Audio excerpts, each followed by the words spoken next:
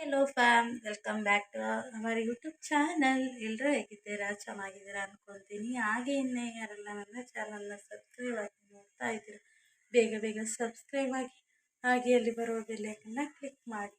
ನಾ ಯಾವುದೇ video ಹಾಕಲಿ first notification ನಿಮಗೆ ಬರುತ್ತೆ. ನಾನು ಇವತ್ತು ಮಾರ್ನಿಂಗಿಂದನೇ ವ್ಲಾಗ್ನ ಸ್ಟಾರ್ಟ್ ಮಾಡ್ತಾ ಇದ್ದೀನಿ. ಇವಾಗ ಟೈಮ್ ಬಂದು ಎಕ್ಸೈಟಾಗಿ 6:30 ನಾನು ಇವಾಗ ವ್ಲಾಗ್ನ ಸ್ಟಾರ್ಟ್ ಮಾಡ್ಕೊತಾ ಇದ್ದೀನಿ.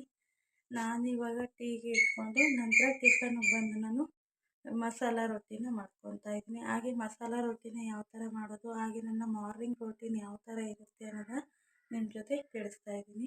ನಾನಿವಾಗ ಈ ಪಾತ್ರೆ ಎಲ್ಲ ತೊಳೆದಿಟ್ಟಿದ್ದೀನಿ. ಇವಾಗ ಪಾತ್ರೆ ಎಲ್ಲ ಸ್ವಲ್ಪ ಎಲ್ಲ ಒರೆಸಿ ಜೋಡಿಸಿಟ್ಕೋಬೇಕು. ಹಾಗೆ ಹಸ್ಬೆಂಡು ಆ ಥರ ಹೋಗಿದ್ದಾರೆ, ಅವ್ರಿಗೂ ಕೂಡ ನಾನು ಟೀನ ಇಟ್ಕೊಂಡಿದ್ದೀನಿ. ಬರೋ ತನಕ ಟೀನೇ ಇಟ್ಕೊಂಡಿದ್ದೆ. ನಂತರನೂ ನೈಟು ಹುಳಿ ಉಪ್ಸಾರು ಮಾಡಿದ್ದೆ, ಅದನ್ನು ಕೂಡ ಬಿಸಿಗೆ ಇಟ್ಕೊಂಡಿದ್ದೀನಿ. ಹಸ್ಬೆಂಡ್ ಬಂದರು ಹಾಲು ತಗೊಂಡು. ಇವಾಗ ನಾನು ಮನೆ ಯಾವ ಥರ ಕ್ಲೀನ್ ಮಾಡಿಕೊಡೋದು ಅಂತ ನೋಡ್ತಾ ಇದ್ದೀನಿ. ಫುಲ್ಲಿ ಮೆಸ್ಸಿ ಮೆಸ್ಸಿ ಥರ ಇರುತ್ತೆ. ಬೆಳಗ್ಗೆ ಎದ್ದ ತಕ್ಷಣ ಪಾತ್ರೆ ಎಲ್ಲ ವಾಶ್ ಮಾಡಿ ನಂತರ ಅಡುಗೆಗೆ ತಯಾರು ಮಾಡ್ಕೊತೀನಿ. ಫಸ್ಟಿಗೆ ನಾನು ಒಂದು ಬೌಲ್ನ ತಗೊಂಡು ಮೈದಾನ ಹಾಕ್ಕೊತಾ ಇದ್ದೀನಿ. ತಿಂಡಿಗೆ ಬಂದು ನಾನು ಆವಾಗಲೇ ಹೇಳ್ದಂಗೆ ಮಸಾಲ ರೊಟ್ಟಿನ ಮಾಡ್ಕೊತಾ ಇದ್ದೀನಿ.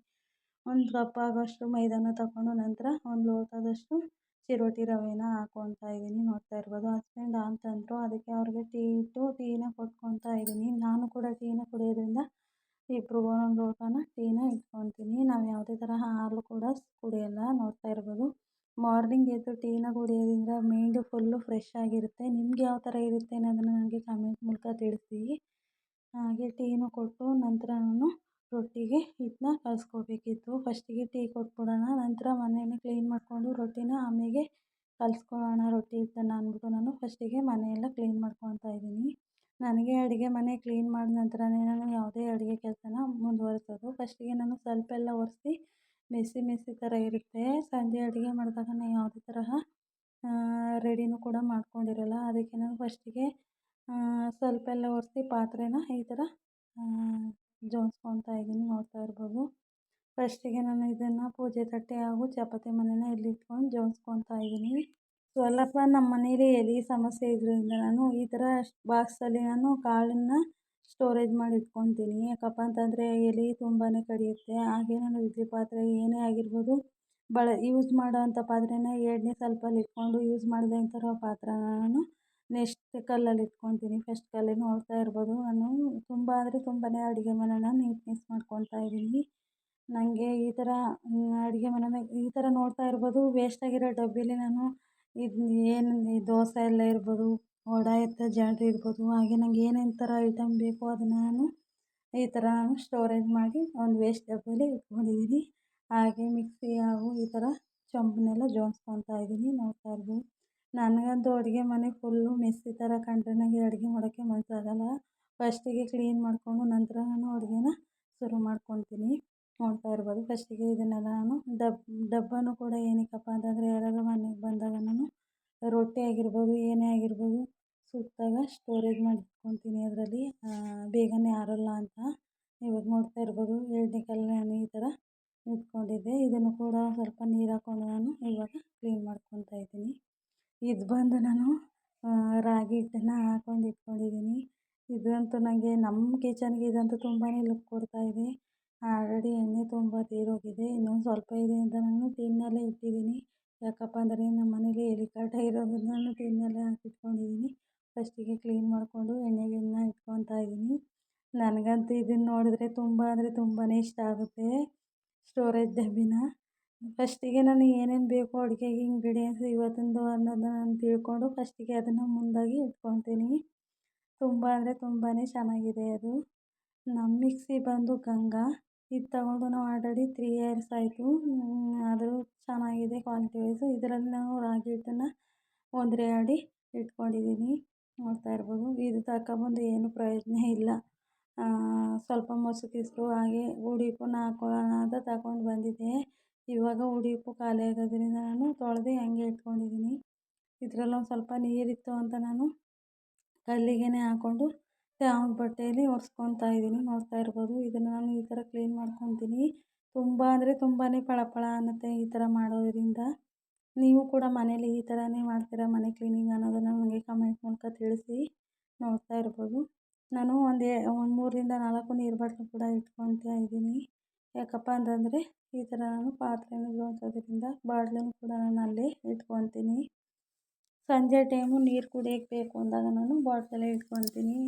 ಇರುವೆ ಕಾಟ ಜಾಸ್ತಿ ಇರೋದರಿಂದ ನಾನು ಯಾವುದೇ ತರಹ ಚೊಂಬಲ್ಲಿ ನೀರು ಇಟ್ಕೊಳ್ಳಲ್ಲ.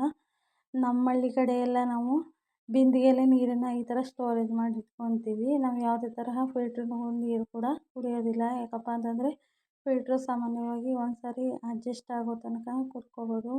ನಮಗೇನು ಅಡ್ಜಸ್ಟ್ ಆಗಿದೆ, ಬಟ್ ಆದರೂ ನಾವು ಮನೇಲಿ ನಲ್ಲಿ ಬರೋ ನೀರನ್ನೇ ಕೂಡ ನಾವು ಕುಡಿತೀವಿ.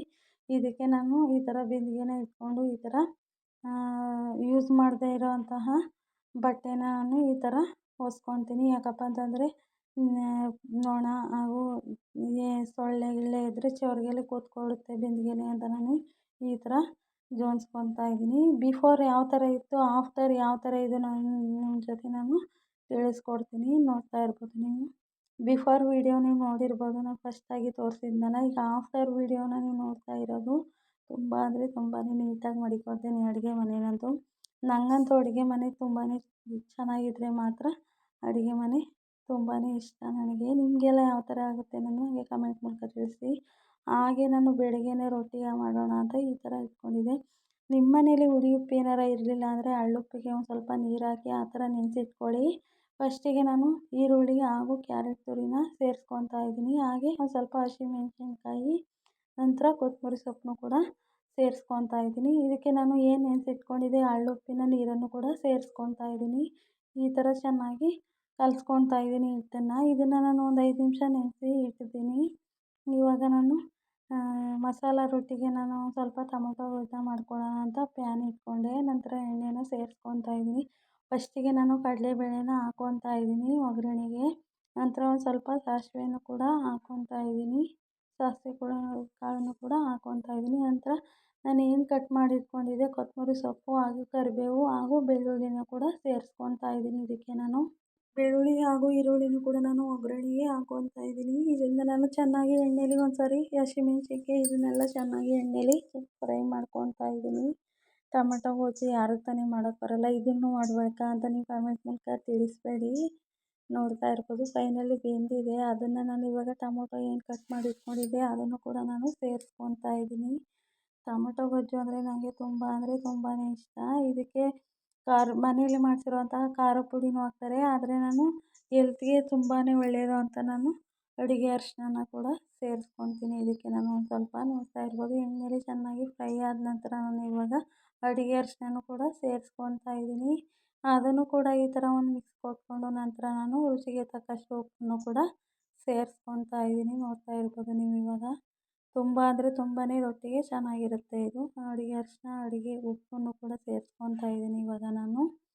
ನನ್ನ ವೀಡಿಯೋದಲ್ಲಿ ಏನಾದರೂ ತಪ್ಪಾಗಿದ್ದರೆ ಪ್ಲೀಸ್ ಕ್ಷಮಿಸಿ. ಹಾಗೆ ನನ್ನ ಚಾನಲ್ನ ಸಪೋರ್ಟ್ ಮಾಡಿ. ನೋಡ್ತಾ ಇರ್ಬೋದು ಫೈನಲಿ ನನ್ನ ಟೊಮೊಟೊ ಗೊಜ್ಜು ರೆಡಿಯಾಗಿದೆ. ನಾನು ಈ ಥರ ಇಟ್ಕೊತೀನಿ. ಒಂದು 2ರಿಂದ 3 ಸೀಟ್ ತಿನ್ಬೋದು ಅಷ್ಟೇ ಇದನ್ನು. ತುಂಬ ಅಂದರೆ ತುಂಬಾ ರುಚಿಕರವಾಗಿರುತ್ತೆ. ಹಾಗೆ ನಾನು ತವಾನ ಇಟ್ಕೊಂಡು ಇವಾಗ ರೊಟ್ಟಿನ ಸುಡೋಣ ಅಂತ ಹಾಕ್ಕೊತಾ ಇದ್ದೀನಿ ಎಣ್ಣೆನ. ನೋಡ್ತಾ ಇರ್ಬೋದು ನೀವು ಇವಾಗ.